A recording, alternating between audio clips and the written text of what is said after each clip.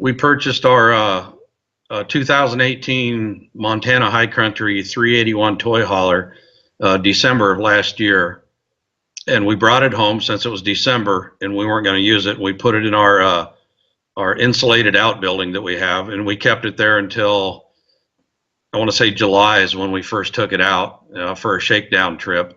We went to Nebraska, which is about 300 miles from here. It was just a short trip. It was about 4 or 5 days, and we started discovering just little nuances that were some problems. The first one is the outside shower. The faucet started leaking water. So I took it in and I asked him, I said, listen, just disconnect it because I don't ever want to have any problems with it again. We never use it. The warranty wouldn't cover it. They said because they couldn't get it to repeat the problem. And I said, listen, here's video of it happening, and they wouldn't accept it. So I told them, I said, you know what, I'll just pay for it. It cost me $175 to have them remove a $35 leaky faucet. And I told them just leave it out. And then in July, we took a 10-day trip back to Nebraska to do another shakedown trip. And that's when I was on YouTube, I was watching a gentleman by the name of Dave Sinclair. He has a YouTube page. It's called Down the Road We Go. And he's got a Montana High Country also. And he's the one that turned me on to the problems with the leaky gear motors on the slide outs, and they leak grease onto the roofs, and they cause the roof membrane to bubble. And then when the slide out comes out of the camper, those bubbles get caught on the seals and they tear. So now you have a torn roof membrane being exposed to the weather elements. I started conversing with Dave via YouTube, and he was working with his dealership, and his dealership was really incredible. They got him some patches right away to take care of it, and through his persistence, he was able to get his entire roof membranes replaced. I wasn't having that luck to start with, but he told me, he said, be persistent with your dealership, and I was. After that shakedown trip, I came back and I put our RV back into the dealership, and I told him, I said, listen, I'm not going to accept anything less than new roofs, because if you put a patch on here, it's going to slide back and forth over the seals, and those seals are eventually going to tear the patches. Your little fix that you're having, it's not going to be, there's no way it's going to last 15 years or 10 years that a roof is supposed to. And this, we went back and forth for a good 2 or 3 weeks. And then finally I got the phone call from them that said that Keystone had decided they were just going to go ahead and replace 3 of the roof membranes, 3 out of the 4. And I think it was due to my persistence and my studying the problem. I'd gone around and I'd spoken to other shop managers that work with Keystones, and I was being told the only right fix for this thing is to replace the entire roof membrane, because Keystone is telling some of the dealerships to just cut out that section, place a piece of membrane in there, and then run around it with it's a sealant called Dicor, and that leaves a bead raised above the membrane, and that's what scrapes along the seals, and eventually that's going to wear down. And I'll give you some pictures of that, of a really bad one that a friend of mine sent me from Florida. It's really a sad situation. Another friend of mine that's in a group on Facebook with me, he went to the Keystone factory and did a tour, and he asked him about the situation and asked if he could fix it himself. And what they gave him was a bottle of Meguiar's, I think it's leather conditioner, and instructions to heat the area up and then push the bubbles back down and then treat it with this Meguiar's leather conditioner.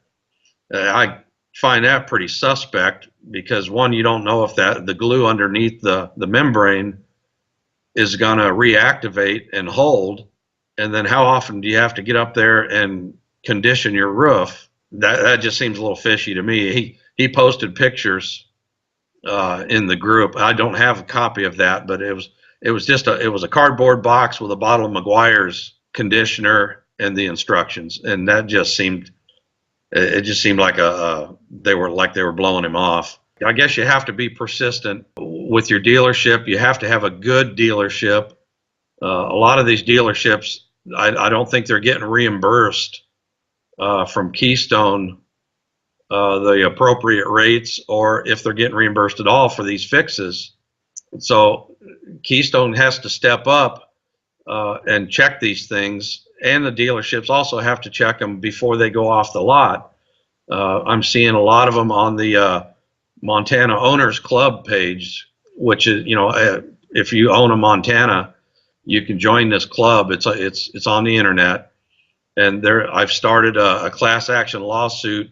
I'm trying to gather some information from these people in the club to see how many of them actually have these problems with the bubbles on their roof. And I'm starting to get a lot of feedback. People are going out while their slides are in. All they have to do is climb up on their couch and look up on the roof of their slide, and you'll see the bubbles. They're obvious. It's coming from the grease of the slide out motors. And Keystone, another part of their fix is they've developed these drip trays that they're given to the dealers just to screw underneath the leaky motors. Now, I had one shop manager tell me, word for word, he said, that's like putting a bucket underneath your sink after it's already been leaking for a couple of days and the floor is already wet. That's an after the fact fix. And again, this was the same service manager that told me, he said, the right fix is replace the motors and replace the roof. And that's what they're going to do to mine at my dealership. After me I really had to get persistent with them. And it was after talking with you guys and my post, just a couple of days after that, I got a phone call from my dealership that said they were going to replace all 3 slide out roofs and all 3 motors. And they were going to go through and correct all the other issues that I'm having with the RV at the same time. Having problems with the entry door. I had a whole list. The shower door was falling off.